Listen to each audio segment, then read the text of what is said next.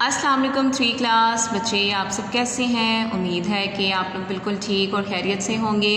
آپ لوگوں نے اپنی عید کی چھٹیوں میں بہت انجوائے کیا ہوگا، لیکن اب آپ سب نے اپنا کام بھی جو ہے وہ توجہ کے ساتھ اور دھیان کے ساتھ کرنا ہے، کیونکہ اب آپ کی اسٹڈی پھر سے سٹارٹ ہو گئی ہے۔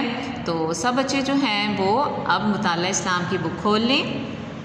بچوں، ہم نے پریویس لیکچر میں پیج نمبر 33 سبق نمبر 2 حضرت محمد صلی اللہ علیہ وآلہ وسلم حصہ دوم کا ہم لوگوں نے ایک پیج پڑھا تھا، حجر اسود کی تنصیب۔ ٹھیک، تو اس میں ہم نے پڑھا تھا کہ حضرت ابراہیم علیہ السلام نے اللہ تعالیٰ کا گھر تعمیر کیا، جسے ہم خانہ کعبہ کہتے ہیں، اور اس میں طواف کرنے کے لیے مطلب خانہ کعبہ کے ارد گرد چکر لگانے کے لیے 7 چکر کو طواف کہا جاتا ہے۔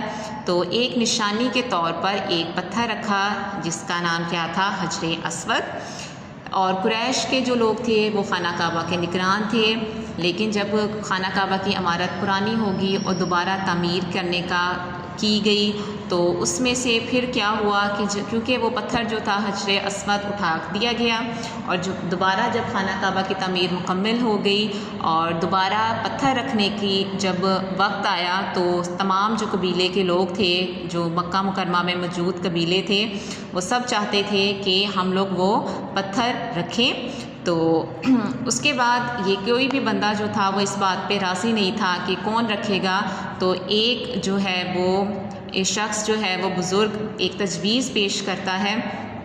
تو اب ہم لوگوں نے یہاں تک پڑھ لیا تھا کہ سب لوگ جو تھے وہ اس بزرگ کی تجویز پر راضی تھے، لیکن ہمیں نہیں پتہ کہ اب آگے کیا ہوگا۔ تو اب ہم لوگ کیا کرتے ہیں، ہم اس کا آگے سبق پڑھتے ہیں۔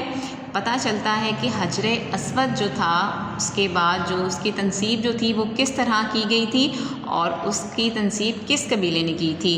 تو سب بچے جو ہیں وہ پیج نمبر 34 کھول لیں اور یہاں آج کی ڈیٹ لکھیں، 17 مئی 2021، دن پیر۔ اللہ تعالیٰ کی قدرت کے دوسرے دن سب سے پہلے جو آدمی مسجد حرام میں داخل ہوا وہ پیارے نبی حضرت محمد صلی اللہ علیہ وآلہ وسلم تھے۔ سبحان اللہ، جو ہمیشہ سچ بولتے، ہمیشہ جو تھے وہ بالکل صحیح فیصلہ کرتے تھے۔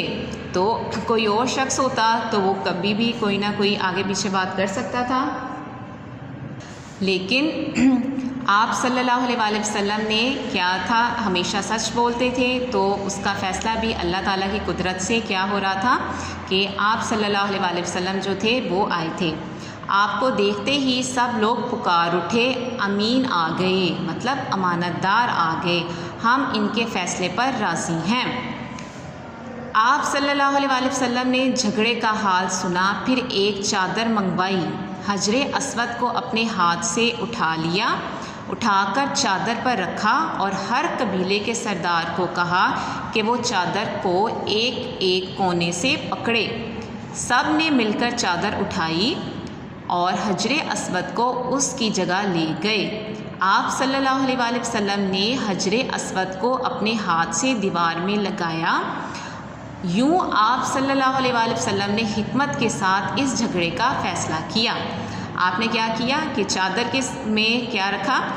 حجر اسود کو رکھا، اور اس کے بعد تمام قبیلے کے لوگوں کو کہا کہ ہر قبیلے کے لوگوں کے سردار کو کہا کہ وہ حجر اسود وہ چادر کا کونا پکڑ لے، اور آپ نے کیا کیا کہ اس پتھر کو اس کی جگہ پہ نصب کر دیا اور اس فیصلے کا حل ہو گیا۔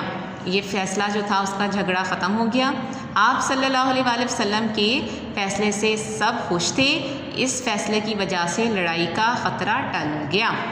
آگے غار حرا میں عبادت، کہ آپ صلی اللہ علیہ وآلہ وسلم غار حرا میں عبادت کرتے تھے۔ حضرت ابراہیم علیہ السلام نے عرب کے لوگوں کو ایک اللہ کی بزرگی اور توحید کی دعوت دی کہ ایک اللہ کی بندگی مطلب اللہ کو ایک ماننا اور اللہ تعالیٰ کی عبادت کو جو تھی وہ تعلیم دی۔ خانہ کعبہ بھی اسی مقصد کے لیے تعمیر ہوا تھا، مگر عرب کے لوگوں نے حضرت ابراہیم علیہ السلام کی تعلیم کو بھلا دیا اور بتوں کی پوجا شروع کر دی۔ ان کے خیال میں بتوں کو بھی اللہ تعالیٰ جیسے اختیارات حاصل تھے. مطلب جو عرب کے لوگ تھے وہ بتوں کی پوجا کرتے تھے اور کیا کہتے تھے کہ اللہ تعالیٰ کی جتنی اہمیت اور اختیارات ہیں وہ تمام بتوں کو حاصل ہیں. نبی اکرم صلی اللہ علیہ وآلہ وسلم کو شرک مطلب اللہ کے ساتھ کسی کو شریک ٹھہرانا اور بت پرستی سے سخت نفرت تھی. آپ تو صرف ایک اللہ کی عبادت کرنا چاہتے تھے. یہی وجہ تھی کہ نبوت سے پہلے بھی آپ کبھی بتوں کے پاس نہیں گئے. آپ کی خواہش تھی کہ اللہ تعالیٰ کی بندگی کا صحیح راستہ مل جائے.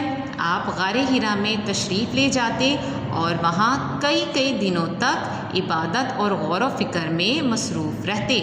مطلب اللہ تعالیٰ کی عبادت کرتے. جب کھانے پینے کا سامان ختم ہو جاتا تو گھر واپس آتے, کھانے پینے کا سامان لیتے اور دوبارہ واپس غار میں چلے جاتے. ایک دن غار حرا میں آپ کے پاس اللہ تعالیٰ کی طرف سے فرشتہ جبرائیل علیہ السلام تشریف لائے اور آپ کو اللہ تعالیٰ کا پیغام پہنچایا. اللہ تعالیٰ کے پیغام کو وحی کہتے ہیں. مطلب حضرت جبرائیل علیہ السلام اللہ تعالیٰ کا پیغام جو تھا وہ لے کر آتے تھے. اس وقت آپ صلی اللہ علیہ وآلہ وسلم کی عمر جو تھی وہ کتنے سال تھی؟ 40 سال تھی. کیا آپ جانتے ہیں عربی زبان میں حجر کے معنی کیا ہے؟ پتھر. اور اسود کے معنی ہے کالے کے. مطلب حجر اسود کا مطلب ہے کالے رنگ کا پتھر. ٹھیک ہے, تو یہ ہم نے آج یہاں تک پڑھائی کر لی ہے. انشاءاللہ نیکسٹ لیکچر میں اس کا ہم بک ورک کریں گے. اپنا بہت خیال رکھیے گا. اللہ حافظ.